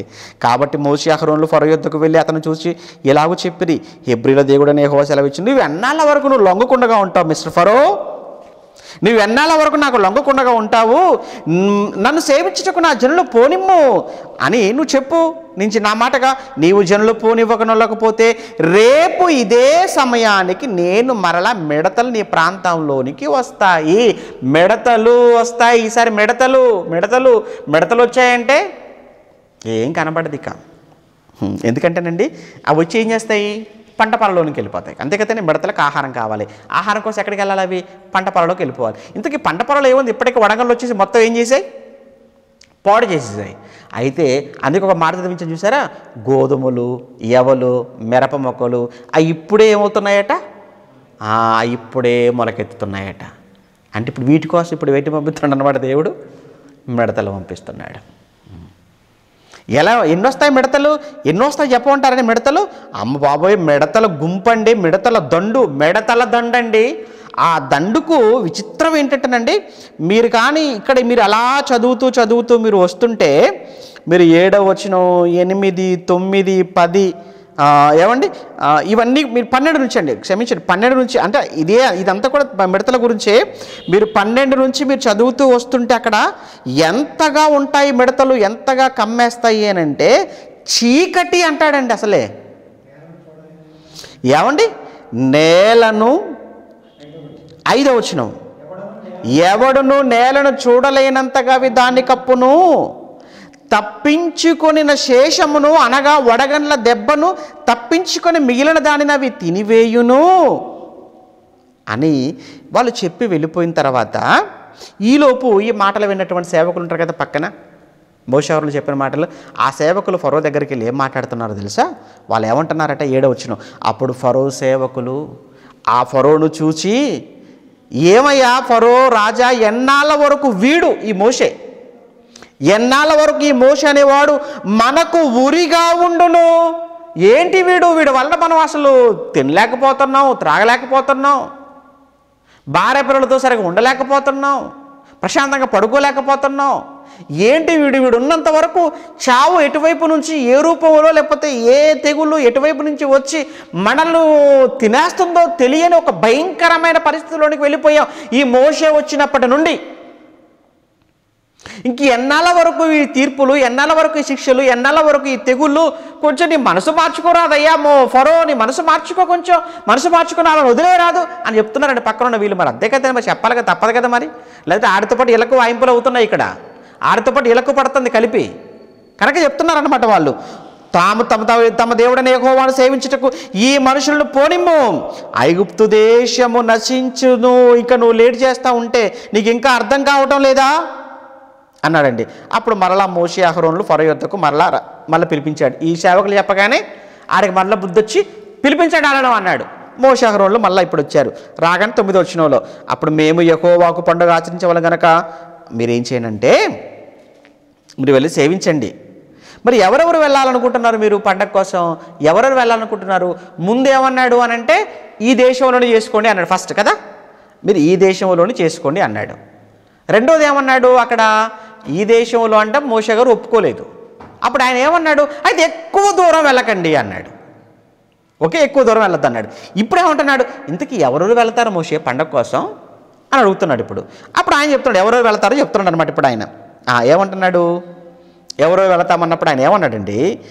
ఏమండి 8వ వచనం, మోషే అహరోనులు ఫరో యొద్దకు మరలా అప్పుడు అడిగినప్పుడు అందుకు మోషే, మేము యెహోవాకు పండుగ ఆచరించవలెను గనక మా కుమారులు, మా కుమార్తెలు, మా మందలు, మా పశువులను వెంట పెట్టుకొని మా పిన్న పెద్దలతో కూడా అందరం వెళ్ళిపోవాలయ్యా పండగకు. మరి పండగ అంటే మా అలా చేసుకుంటాం మేము పండగ కాబట్టి మేము అందరం వెళ్ళిపోవాల్సింది తప్పదు అన్నాడు. అప్పుడు ఆడేమంటాడంటే 10వ వచనం, ఫరో అందుకతడు, యెహోవా మీకు తోడైండునా? నేను మిమ్మల్ని మీ పిల్లలను పోనిచ్చేదనా? ఇదిగో మీరు ఏదో వెనకాల ఏదో ప్లానింగ్తో ఉన్నారు నేను మాత్రం ఏం చేస్తాను అని అంటే మీరు మాత్రమే వెళ్ళండి, అంతే. పురుషులు మాత్రం వెళ్ళండి అంటే స్త్రీలు ఇక్కడే ఉండిపోవాలి, పిల్లలు ఇక్కడే ఉండిపోవాలి, పశువులు ఇక్కడే ఉండిపోవాలి, మందలు ఇక్కడే ఉండిపోవాలి. మీరు వెళ్ళారనుకో మళ్ళీ తిరిగి వచ్చే స్త్రీల కోసం. అలా అందరూ వెళ్ళిపోయారనుకో అమ్మ వాళ్ళు రాకపోతే మరి పనులన్నీ ఏమైపోవాలి? చూసారా పర్మిషన్ ఏమండి అది ఇస్తున్నట్టు, ఏమండి మళ్ళీ సెలవు ఇస్తున్నట్టుగానే ఉన్నాడు, మళ్ళీ కండిషన్లు పెడుతున్నాడు అనమాట. కండిషన్స్ అప్లై అన్నట్టుగా. నో కుదరదు. అప్పుడు ఆయన ఏమన్నాడు? మోషే గారు ఏమన్నారు? ఒప్పుకున్నారా దానికి?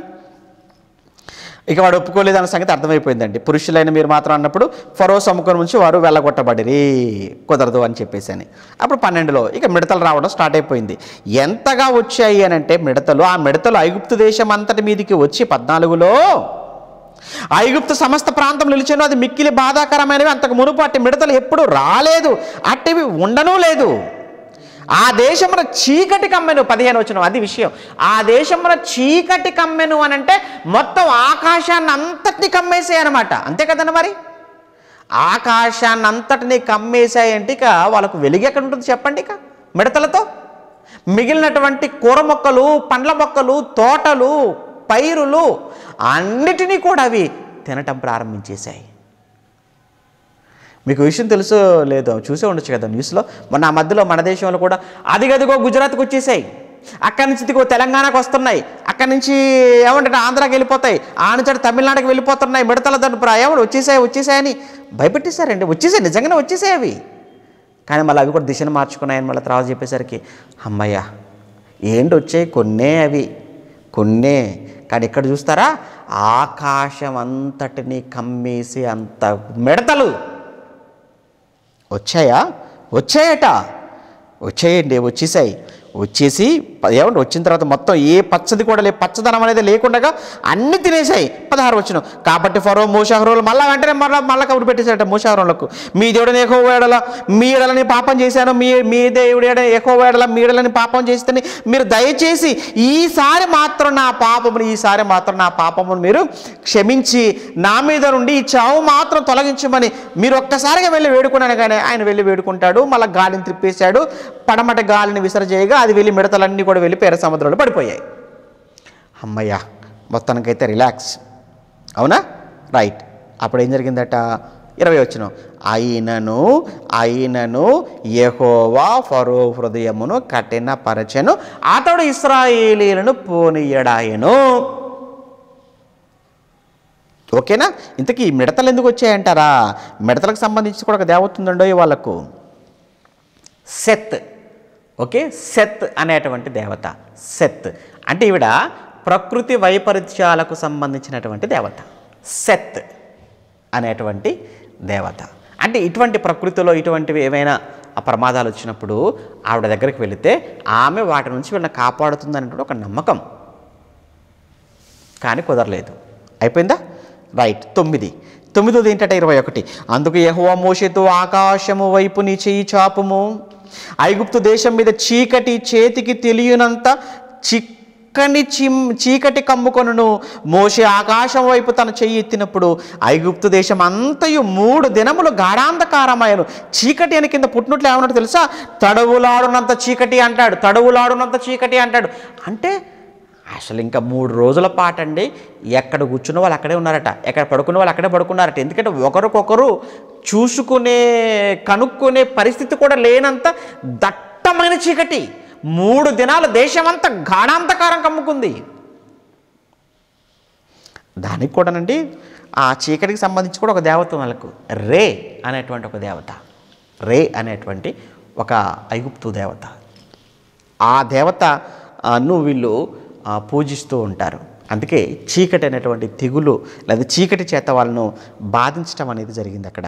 ఇక మీరు చూస్తుంటే 24వ వచనంలో మరలా ఫరో మోషేను పిలిపించాడు, మీరు వెళ్ళి యెహోవాను వేడుకోండి, మీ మందలు మీ పశువులు మాత్రం. అయితే ఇప్పుడు ఏమంటున్నాడంటే ఇక్కడ ఇంకా కొంచెం తగ్గినట్టుగా, ఇదిగో మీరు అందరూ వెళ్ళిపోండి అయ్యా, మీరు మీ భార్యలు మీ పిల్లలు మీ పిన్నలు మీ పెద్దలు అందరూ వెళ్ళండి, కాకపోతే మీ పశువుల మందలు ఉన్నాయి చూసారా, అవి మాత్రం ఇక్కడ ఉండాలి, ఎందుకంటే మళ్ళీ మీరు అందరూ వీటి కోసమే రావాలి అన్నాడండి. కానీ అప్పుడు ఆయన ఏమన్నాడు తెలుసా మోషే గారు, అయ్యో మీరు భలేగున్నారండి, ఇంతకు మేము ఎందుకు వెళ్ళాలనుకుంటున్నాం అసలు అరణ్యానికి, దేవునికి పండగ కోసం ఎందుకు వెళ్ళాలనుకుంటున్నాం? అక్కడికి వెళ్ళి మీ దేవుడికి బలి ఇవ్వటం కోసం కదా, అర్పణలు ఇవ్వటం కోసం కదా. అక్కడికి వెళ్ళిన తర్వాత దేవుడు ఏ అర్పణ అడుగుతాడో కూడా మాకు తెలియదు. అప్పుడు మరలా మేము అర్పణ ఇవ్వాలి అని అంటే మన పశువుల మందులను ఇక్కడే ఉంటే మేమేమి ఇవ్వాలి అక్కడ దేవుడికి అర్పణగా? మీరు భలేగున్నారు, మేమేదో అక్కడికి వెళ్ళి ఎగిరి గెంతులు వేయడానికి కాదు కదా మేము వెళ్ళేది. కనుక మరలా మీరేంటంటే ముందేమో ఇక్కడ చేసుకోమన్నారు, రెండోది వచ్చేసేమో ఎక్కువ దూరం వెళ్ళొద్దు అన్నారు, మూడోది వచ్చేసేమో ఏమండి పురుషులు మాత్రం వెళ్ళండి అన్నారు, ఇప్పుడు వచ్చేసి ఏమంటున్నారు మరలా మీరందరూ వెళ్ళండి మందలు మాత్రం ఇక్కడే ఉండండి అన్నారు. ఎలా కుదురుతుందో చెప్పండి సార్, అసలు కుదరదండి, వెళితే అందరం వెళ్ళిపోవాల్సిందే అన్నాడండి. ఆ మాటకు వాడు అసలు ఒప్పుకోలేదండి. ఎవరు? ఫరో. దానికి వాడు ఒప్పుకోకపోయేసరికి 28 వచ్చిన వాళ్ళు చూడండి, ఇక్కడ సీరియస్ అయిపోతుంది మ్యాటర్. ఎందుకంటే ముగింపులోకి వచ్చేస్తాను, ఇక సీరియస్ అయిపోతుంది. ఏమండి చెప్పాను కదా, రే అంటే సూర్య దేవుడికి సంబంధించిన చీకటి లేదా సూర్యదేవుడు. ఎందుకంటే చీకటి వెలుగులు సూర్యుడు వల్లనే కదా జరుగుతున్నాయి. కనుక దేవుడు రే అనేటువంటి దేవుడు కనుక ఆయనకు మొక్కు. 28 కనుక ఫరో నా ఎదుట నుంచి పో అన్నాడు. అంతే, ఇంకా నా ఎదుట నుంచి పొమ్ము, భద్రం సుమి, ఇక నా ముఖం ఇక నువ్వు చూడవద్దు. మోషే ఇక నీవు నా ముఖము చూడవద్దు, నీవు నా ముఖమును చూచి దినమున మరణమైపోతావు అని అతనితో చెప్పగానే అందుకు మోషే చూస్తారా, మోషే నీవన్నది సరే, నేను ఇకను నీ ముఖం చూడను. ఓకే ఫరో, ఓకే బాయ్, నేను కూడా నీ ముఖం చూడను. నీ ముఖం చూడలేదు, నాకు దరిద్రంగా ఉంది, చూసి చిరాకు వచ్చేస్తుంది. మారిపోతానంటున్నావు, మారతానంటున్నావు నువ్వు. నాకు కూడా చాలా చిరాకు ఉంది, దేవుడేదో పంపిస్తున్నాడు కనుక నేను వస్తున్నాను, కానీ నీకు చూడ నాకు మాత్రం ఉంది ఏంటి కోరిక.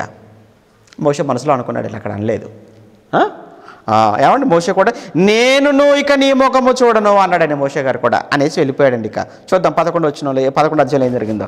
మరి యెహోవా మోషేతో ఇట్లా 2 ఫరో ఐగుప్తు మీదకి ఇంకొక తెగుల్ని రప్పించబోతున్నాను, అటు తర్వాత అతడు మిమ్మల్ని ఇక పోనిస్తాడు చెప్పేస్తాడు దేవుడు. ఇగో ఆఖరికి ఒకటి రప్పించబోతున్నాడు మోషే, దీని తర్వాత వాడు ఖచ్చితంగా మీరు వదిలేస్తాడు. ఇక అంతేకాదు అక్కడ రాయబడిన మాట ఏంటో తెలుసా, మిమ్మల్ని పోనివ్వటం కాదు, మిమ్మును బొత్తిగా వెళ్ళగొట్టను అన్నాడు. చూసారా, అది అంటే మిమ్మల్ని పోనివ్వటం కాదు, మిమ్మల్ని బొత్తిగా వెళ్ళగొట్టేస్తాడు ఇక దేశంలో నుంచి. కాబట్టి మీరు ఇప్పుడు ఏం చేయండి అంటే, ఇప్పుడు దానికంటే ముందు మీరు ఏం చేయాలి అని అంటే, మీరు పురుషుల దగ్గర స్త్రీల దగ్గర మీరు మీకు చుట్టూ ఉన్నటువంటి ఐగుప్తుల దగ్గరికి వెళ్ళేసి మీరు వాళ్ళ దగ్గర బంగారం అవి అడిగి మీరు తీసేసుకోండి, అవి వాళ్ళు మీకు ఇస్తారు, అవి మీ దగ్గర పెట్టుకోండి, మీరు అక్కడికి వెళ్ళిపోదురు. కానీ ఎందుకంటే మీరు ఇంతకాలం కష్టపడ్డారు కదా, 100 సంవత్సరాలు మీతో పాటు బానిసగలగా పని చేయించుకున్నారు కదా, మరి ఆ మాత్రం వాళ్ళు ఇవ్వకపోతే ఎలా? కనుక వాళ్ళు ఇచ్చినట్టుగా నేను చేస్తాను, మీరు అడిగేసి దగ్గర పెట్టేసుకోండి, వాడే పంపించేస్తాడు ఇప్పుడు మిమ్మల్ని, నేను చేస్తాను అలా చివరిగా అన్నప్పుడు. అలాగే అన్నాడండి ఆయన. ఓకే, అది ఎప్పుడైతే ఇంకా అలా ఎప్పుడైతే మోషే గారు వచ్చేసి వాళ్ళ దగ్గరికి వచ్చి చెప్పేశాడో అప్పుడు మీరు చూస్తుంటే 3వ వచనంలో మోషే అను మనుష్యుడు ఫరో సేవకుల దృష్టికిని ప్రజల దృష్టికిని మిక్కిలి గొప్పవాడు. ఎందుకు మోషే గొప్పవాడయ్యాడు? మోషే ఎక్కడనట ఫరో దృష్టికిని సేవకుల దృష్టికిని ఏమంటే ప్రజల దృష్టికిని మిక్కిలి గొప్పవాడయ్యాడు మోషే. కారణం ఏంటంటే మోషేలో ఉన్నటువంటి విధేయత. ప్రారంభంలో ఏమన్నాడండి అసలు యాక్చువల్గా మోషే గారు ఒప్పుకున్నాడా? ఒప్పుకోలేదు కదండి. కష్టంగానే ఒప్పుకున్నాడు కదా ప్రారంభంలో. కానీ కష్టంగా ఒప్పుకున్న ఆ తర్వాత ప్రతిదీ ఇష్టంగా చేశాడు కదా. తప్పదనుకున్నాడు. ఓకే అలాగే నాయన, అలాగే మీరు చెప్పారు కదా, ఎందుకు నేను అత్తివాడును, నాలుక మాంద్యం కలిగిన వాడను, ఇంకేదో చూసుకో అన్నట్టుగా మాట్లాడాడు కదా ఆ రోజు. నిజంగా ఆ మోషే రావటం, దేవుడు చెప్పింది ప్రతిదీ అక్షరాలుగా చేయటం, అంతకంటే ముందు మోషేలో ప్రారంభంలో దేవుడు చూసిన గొప్ప లక్షణం ఏంటంటే ఐగుప్తు సింహాసనాన్ని కూడా వద్దనుకోవటం, కాళ్ళతనుకోవటం. ప్రజల కోసం నేను నాయకుడిగా, ప్రజల కోసం నేను నిలబడతాను అని ఆయనలో ఉన్న కమిట్మెంట్ ఆ రోజు. ఇవన్నీ చూశాడు దేవుడు. అంతేకాదు ఇప్పటివరకు ఎన్నిసార్లు వెళ్ళాడు ఫరో దగ్గరికి? ఎన్నిసార్లు వెళ్ళాడు? ఫరో ఎన్ని మాటలు అంటున్నాడు, సేవకులు ఎన్ని మాటలు, ప్రజలు ఎన్ని మాటలు, అన్నీ భరించాడండి. అందుకే ఎప్పుడు కూడా మీరు గొప్పవాళ్ళు అవ్వాలంటే ప్రారంభాలు ఇవన్నీ ఉంటాయండి. కనుక ఇవన్నీ మీరు తట్టుకొని, ఓర్చుకొని, సహించుకొని నిలబడితే ఒకానొక సమయం వస్తుంది, ఒకానొక రోజు వస్తుంది. ఆ రోజున మీరు మిక్కిలి గొప్పవాళ్ళుగా దేవుడే మిమ్మల్ని నిలబెడతాడు. బైబిల్ పట్టుకోగానే ఎవరు గొప్పవాళ్ళు కాలేరు కదా. బైబిల్ పట్టుకొని నిందలు భరించుకుంటూ, అవమానాలకు తట్టుకుంటూ, ఏమంటే తిండి లేకపోయినా, పైసలు ఏమంటే ఖర్చు డబ్బులు లేకపోయినా, ఇవన్నీ కూడా ఒకప్పుడు భరించి, ఓర్చి, సహించుకొని, నిలదొక్కుని ఉన్నాం కనుక దేవుడు ఈ రోజుకి ఈ కొద్ది గౌరవాన్ని దేవుడు సేవలో మాకు ఇచ్చాడు. అలానే మీరైనా ఎవరైనా సరే ఆ రోజు మోషేకు దేవుడు అందరి దృష్టిలో మిక్కిలి గొప్పవాడిగా చేయటం వెనకాల ఎన్ని ఉన్నాయో అది మీరు జ్ఞాపకం చేసుకోవాలి. ఇప్పటి వరకు జరిగిన చరిత్ర అంతా మీరు జ్ఞాపకం చేసుకోనండి. అప్పుడు ఏం జరిగింది చూడండి. మోషే ఫరోతో ఇట్లా, మోషే ఫరోతో ఇలా అన్నాడు, యెహోవా సెలవిచ్చినది ఏమనగా, మోషేకి వెళ్ళాడు చివరిసారిగా, ఇగో మధ్యరాత్రి ఐగుప్తు దేశం నుంచి వెళ్ళిపోతున్నాను, తొలిపిల్ల మొదలుకొని తిరగలి విసురు దాసి వరకు, తొలిపిల్ల వరకు ఐగుప్తు దేశం అందు తొలిపిల్లలు అందరూ చచ్చిపోతారు. ఆ చనిపోయే వాళ్ళు జంతువులు, ఆ రోజుకి ఆల్రెడీ తెగులు వలన చనిపోయిన జంతువులు ఉన్నాయి. వాటిలో మిగిలినవే ఏమైనా కొద్ది గొప్ప మిగులుతాయి కదా. ఒకవేళ అలా మిగిలి ఉంటే ఏవైనా కానీ వాటిలో కూడా మళ్ళీ తొలిపిల్లలు, జంతువులు తొలిపిల్లలు, మనుషుల్లో తొలిపిల్లలు, ఫరో మొదలుకుంటే ఆఖరికి తిరగలి విసిరేటువంటి చిన్న బానిస వరకు, మరో చోట ఫరో మొదలుకుంటే ఖైదీలో ఉన్న జైల్లో ఉన్నటువంటి ఖైదీ వరకు, వారందరి సంతానాలలో ప్రతి తొలిచూలుగా పుట్టిన ప్రతి పిల్ల చనిపోతుంది. ఐగుప్తు దేశంలో మహాఘోష పుడుతుంది అన్నాడు. అదే అక్కడ మనం చదువుకుంటున్నాం. దేశమంతటా మహాఘోష పుట్టును అన్నాడు. అట్టి ఘోష అంతకుముందు పుట్టలేదు, అట్టిది ఇక మీదట పుట్టదు అన్నాడు. 8, అప్పుడు నీ సేవకులని వీరందరూ నా యొద్దకు వచ్చి నాకు నమస్కారం చేసి నిన్ను ఆశ్రయించి ఈ ప్రజలందరూ బయలు వెళ్ళుడని మీరే చెప్తారు. ఆ తర్వాత నేను వెళ్ళుతున్నాను. మోషే అలాగూ చెప్పి ఫరో యొద్ద నుండి అత్యాగ్రహముతో, అబ్బో మోషే గారికి ఆగ్రహం కాదట, ఏమంటే మోషే గారిలో అత్యాగ్రహం. అసలు మోషే అంటేనే సాత్వికుడని మనం చదువుకున్నాము, మోషే అంటే చాలా ఓర్పు కలిగిన వాడని చెప్పుకున్నాము. కానీ ఆయనకు కూడా ఏమొచ్చేసిందట? ఆగ్రహం కాదట, అత్యాగ్రహంతో వెళ్ళిపోయాట ఫరో ఎదుట నుంచి. ఏమండి ఇంకా అయిపోయింది. 12 మీరు చూస్తుంటే, మోషే అహరోనులు ఐగుప్తు దేశంలో ఉండగా యెహోవా వారితో ఎలాగ సెలవిచ్చాను, ఇదిగో ఈ నెల మీకు మొదటి నెల నీసాను లేదా అబీబు కదండి. ఇశ్రాయేల్ మొదటి నెల నీసాను లేదా అబీబు అంటారు. ఇశ్రాయేల్కు మొదటి నెల, ఆ నెల దశమి రోజు. ఇదిగో 14వ తేదీన మీరు పస్కాను మీరు భుజించాలి. పస్కా అంటే దాటిపోవడం అంటే అర్థం ఏంటంటే, మళ్ళీ మనం ఇశ్రాయేల్ పండుగల గురించి తర్వాత మాట్లాడుకుంటే ఒక్కొక్క పండుగ గురించి. ఇక్కడ ఏంటంటే కేవలం ఏంటంటే, ఇదిగో ఈరోజు రాత్రి మీరు గొర్రెపిల్లను, మేకపిల్లను మీరు చంపేసేయండి. చంపిన తర్వాత బలిగా దాని రక్తాన్ని తీసుకొని వచ్చేసి ఆ 2 నిలువు ద్వార కమ్మీలు ఏవైతే ఉంటే వాటికి పైన అడ్డంగా ఉన్నదానికి మీరు రక్తాన్ని మీరు చిమ్మండి. సంహారక దూత బయలుదేరతాడు ఐగుప్తు దేశంలో. అలా రక్తపు గురుతులు చూసినప్పుడు ఆయన మిమ్మల్ని వదిలేసి వెళ్ళిపోతాడు. మీరెవరూ కూడా ఇంట్లో నుంచి బయటికి రాకూడదు. మీరు ఇంట్లో నుంచి ఎవరు బయటికి రాకూడదు. లాక్డౌన్ చెప్తాడు అక్కడ. మీరు ఎవ్వరు కూడా ఇంట్లో నుంచి సాయంత్రం నుంచి మరలా మీరు ఎవరు కూడా సంహారక దూత దాటిపోయేంత వరకు మీరు ఎవ్వరు కూడా బయటికి రాకూడదు. అంటే కంప్లీట్గా మీరు అంతా కూడా డోర్లు వేసుకొని ఉండిపోవాలి, లాక్డౌన్ లోపల లాక్ అయిపోవాలి మీరు అంటాడు. లేదా చస్తారు బయటకు వస్తే, ఇశ్రాయేల్ అయినా సరే ఎవరైనా సరే చచ్చిపోతారు అన్నాడు. అంతే, అందరు లోపలికి వెళ్ళిపోయారు, తలుపులు వేసేసుకున్నారు ఇశ్రాయేలీలు.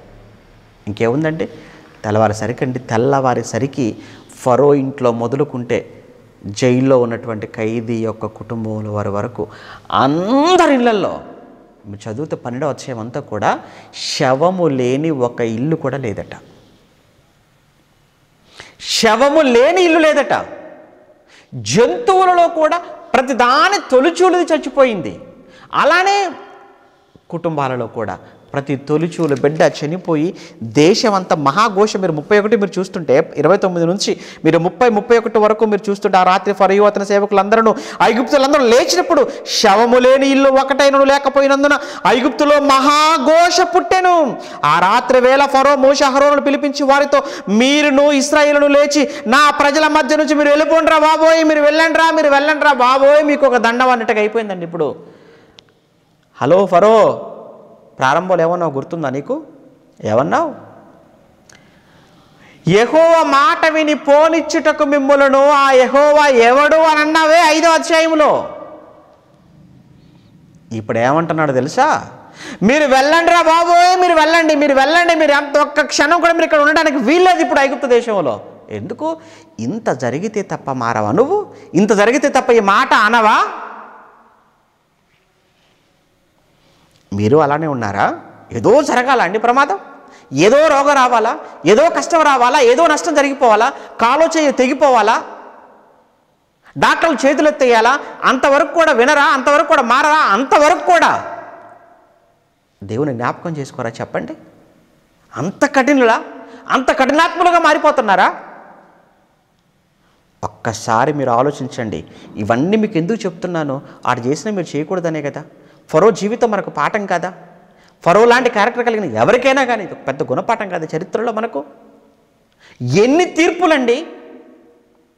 ఎందుకంటే మరి ఫరో విషయంలో ఎందుకంటారా? ఎందుకు అనంటే ఇక్కడ కూడా ఉంది. ఇక్కడ కూడా ఐగుప్తీయులు ఫరోను కూడా దేవుడిగా కొలిచారు. దేవుణ్ణి ఫరోను కూడా దేవుడిగా చేసుకున్నారు. మీకు చాలాసార్లు చెప్పాను కదా. అంటే ఆఖరికి ఇప్పటి వరకు 9 తీర్పులలో వాళ్ళు పూజించేటువంటి వాళ్ళు ఆరాధించేటువంటి దేవుళ్ళు కాదు, వాళ్ళు మిమ్మల్ని ఏమి చేయలేక చేతులెత్తేశారు అని ఐగుప్తీయులందరికీ తెలియాలి.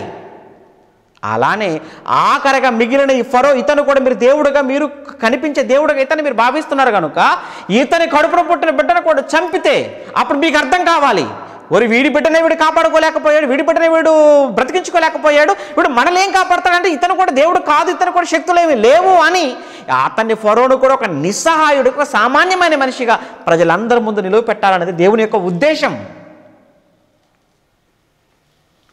అందుకేనండి ఫరో ఇల్లు మొదలుకుంటే సామాన్యుడి ఇంటి వరకు అందరి ఇళ్లల్లో కూడా ఎందుకు శవాలు లేవాలి చెప్పండి? ఎందుకు చనిపోవాలి చెప్పండి? తొలిచూలు